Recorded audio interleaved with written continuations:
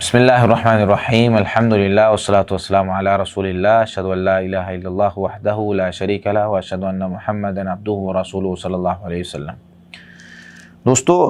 امام ابن ابی دنیا رحمۃ اللہ علیہ نے اپنی کتاب الیقین میں صفحہ 32 پر نبی مکرم صلی اللہ علیہ وسلم کی ایک روایت نقل کی ہے، جس کو شیخ البانی رحمہ اللہ نے صحیح الجامع میں حسن قرار دیا ہے۔ رسول اللہ صلی اللہ علیہ وسلم نے ارشاد فرمایا، نجا اول هذه الامة بالیقین والزہد ویہلک آخر هذه الامة بالبخل والعمل،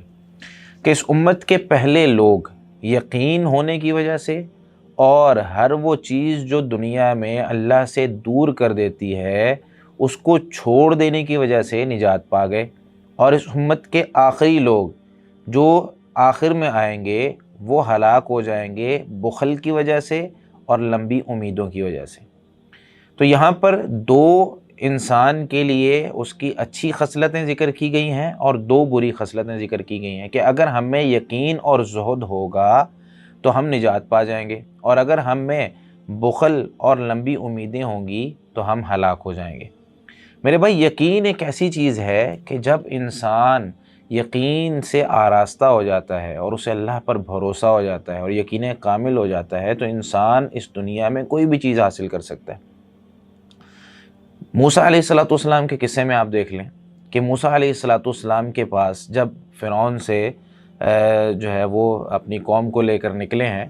تو سامنے دریا ہے، سمندر ہے، اور موسیٰ علیہ السلام اور ان کی قوم کے پاس کوئی ہتھیار نہیں ہے، کوئی اسلحہ نہیں ہے، کوئی اس طرح کی چیز نہیں ہے کہ جو ان کو بچا سکے۔ وہاں پر اللہ رب العالمین کی طرف سے ایک آواز آتی ہے کہ بھئی اپنی لاٹھی اس دریا پہ، اپنے اس سمندر پہ مارو تو اس میں رستہ بن جائے گا۔ مجھے بتائیں، اب دنیا میں کون سے ایسی لاٹھی ہے یا کون سے ایسا پتھر ہے یا کون سی ایسی چیز ہے جس کو پانی میں مارا جائے اور رستہ بن جائے؟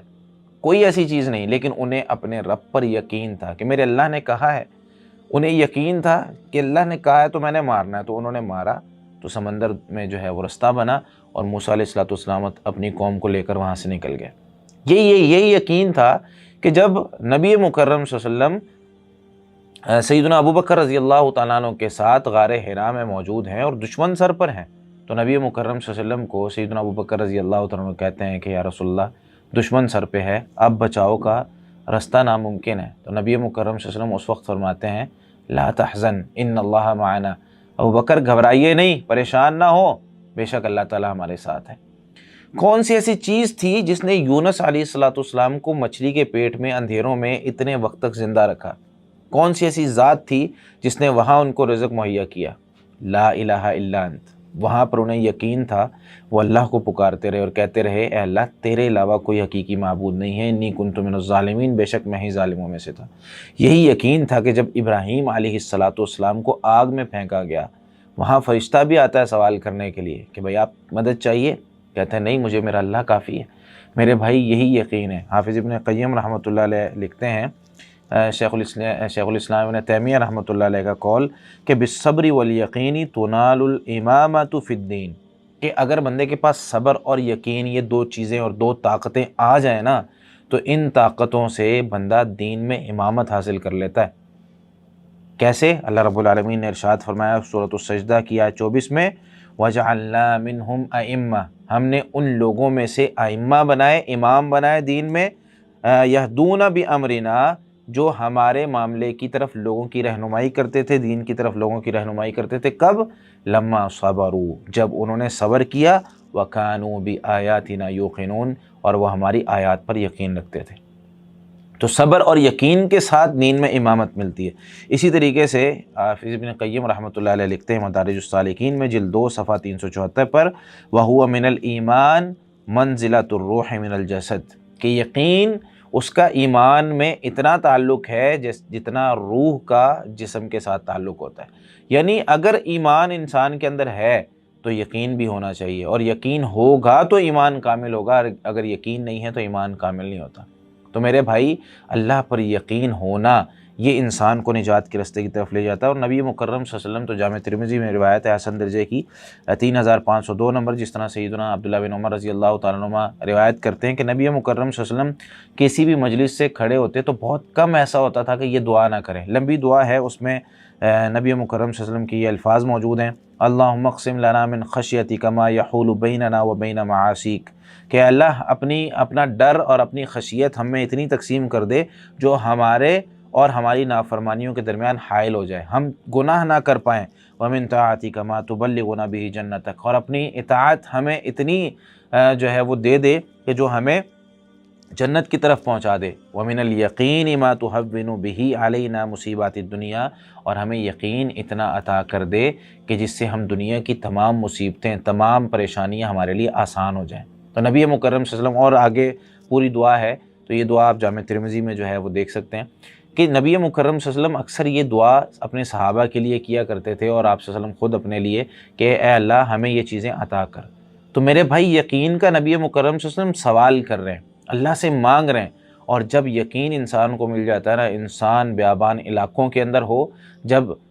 اللہ رب العالمین نے یقین عطا کیا ابراہیم علیہ السلام کو، اپنے بیوی بچوں کو چھوڑ آئے وہاں پر جہاں پر نہ کھانے کے لیے کچھ تھا، نہ پینے کے لیے کچھ تھا، نہ وہاں پر گھر تھے، نہ وہاں پر کوئی ساز و سامان تھا، کیونکہ اللہ پر یقین تھا، اللہ کے حکم پر چھوڑا ہے۔ جب یقین تھا کہ اللہ نے حکم دیا ہے کہ اپنے بیٹے کو ذبح کرنا ہے تو کر گزرے، اللہ پر یقین تھا کہ اللہ اس کو ضائع نہیں کرے گا، یا اللہ اس کے بدلے مجھے بہت بڑا اجر دے گا، تو اللہ تعالیٰ نے اس کے بدلے اجر بھی دیا اور صدیق النبیہ کا لقب بھی ملا۔ اور نبی مکرم صلی اللہ علیہ وسلم کو ابراہیم علیہ السلام کے جتنے بھی ان کی ہے شریعت، اس کو فالو کرنے کا حکم دے دیا کہ ان اتبع ملت ابراہیم حنیفہ۔ تو میرے بھائی، یقین انسان کے اندر، اور دوسری چیز جو ہے وہ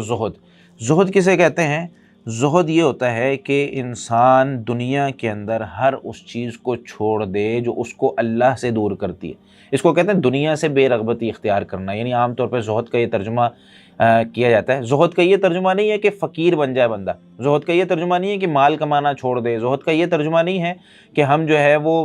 بس فقیر بن کے پھٹے پرانے کپڑے، اسلام کا یہ جو ہے وہ کہیں بھی اسلامی حکم نہیں ہے۔ اسلامی حکم یہ ہے کہ اللہ کی عبادت کے لیے اللہ نے پیدا کیا نا، تو سب سے اولین ترجیح اللہ کی عبادت ہو، پھر جو اس کے لیے ضروری ہے۔ مثال کے طور پہ اب اللہ کی عبادت کرنے کے لیے کھانا پینا ضروری ہے، اور کھانے پینے کے لیے پیسہ کمانا ضروری ہے، تو ہم اتنا پیسہ کمائیں کہ ہمارے کھانے پینے کا سرکل چل سکے۔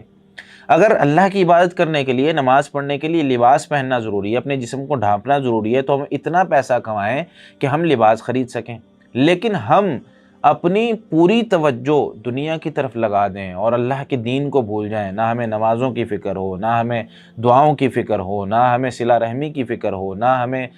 کسی اور نیکی کی فکر ہو، ساری نیکیاں چھوڑ کر ہم صرف دنیا میں مگن ہو جائیں اور کہیں کہ ہمارے پاس کچھ بھی کرنے کو، اللہ کے لیے کچھ بھی کرنے کو ٹائم نہیں ہے، وقت نہیں ہے، تو میرے بھائی اس کو کہتے ہیں دنیا میں مگن ہو جانا اور لمبی امیدیں رکھنا۔ کہ انسان بخیل ہو جائے، ایک طرف مال بھی خرچ نہیں کر رہا، دوسری طرف اس میں لمبی امیدیں آ چکی ہیں کہ بھائی ابھی میں اور جی لوں گا، ابھی میں اور جی لوں گا۔ انسان جب موت کو بھول جاتا ہے نا، تو انسان بہت بڑے بڑے گناہ کرتا ہے۔ انسان جب موت کو اور آخرت کو بھول جاتا ہے کہ کل جا کر حساب بھی دینا ہے، پھر لوگوں کے مال بھی ہڑپ کرتا ہے، لوگوں کی زمینوں پہ قبضہ بھی کرتا ہے، اور بہت بڑے بڑے گناہ کرنے لگتا ہے۔ تو میرے بھائی، نبی مکرم صلی اللہ علیہ وسلم کی اس حدیث پر عمل کریں کہ نجات یقین اور زہد میں ہے، یعنی دنیا میں رہتے ہوئے ہر اس چیز کو، ہر اس کام کو چھوڑ دیں جس کا فائدہ نہیں ہے، جو اللہ سے ہمیں دور کر رہا ہے، اور جو کام اللہ کے نزدیک کر رہا ہے وہ کرنے کی کوشش کریں۔ اور یقین ہر مسلمان کے لیے ایک بہت بڑا ہتھیار ہے کہ یقین ہمارے پاس ہونا چاہیے۔ نبی صلی اللہ علیہ وسلم نے یہ بھی ارشاد فرمایا نا کہ غافل دل کی دعا اللہ تعالیٰ قبول نہیں کرتا،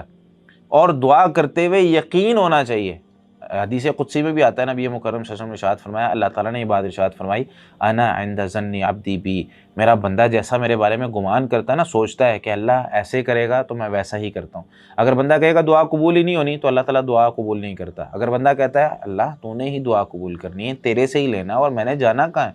اللہ پر یقین کرتا ہے،